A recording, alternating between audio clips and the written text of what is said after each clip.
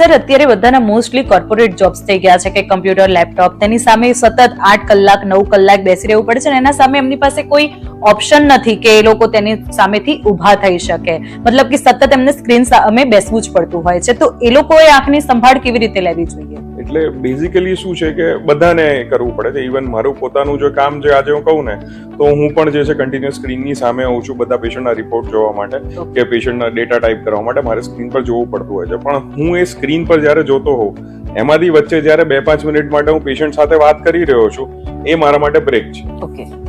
દરેક માણસની પાસે એવો કોઈક ને કોઈક વચ્ચે ઓપ્શન હોય છે જ્યાં એ સ્ક્રીનથી દૂર જોઈને બીજું કંઈ કામ કરી શકે. હવે જો તમારી પાસે બિલકુલ ઓપ્શન નથી કે તમે એવું નથી કરી શકતા તો વચ્ચે 2-5 મિનિટ માટે જે છે દર અડધો કલાકે એકવાર જે છે તમે પાણી પીવા માટે જતા રહે કે વોશરૂમ જતા રહે, વચ્ચે બ્રેક લઈને જ્યારે આપણે આગળ વધીએ ને તો એ આંખોને ઓછું નુકસાન કરે છે અને પ્રોડક્ટિવિટી વધે છે. પ્રોડક્ટિવિટી તમે બ્રેક લેશો, તમારી આંખો જે છે એ હેરાન નહીં થાય, એને સ્ટ્રેસ નહીં પડે, એ ડ્રાય નહીં થાય તો જઈને તમે લાંબા ટાઈમ સુધી કામ કરી શકશો. જો તમે સ્ટ્રેસ લઈને એક સામટું જે છે 4 કલાક કે 6 કલાક કર્યું તો તમે જઈને બહુ લાંબુ કામ નહીં કરી શકો, એ દિવસે બી નહીં કરી શકો અને ફ્યુચર માટે પણ બહુ લાંબુ જે છે તમે વધારે કામ નહીં કરી શકો.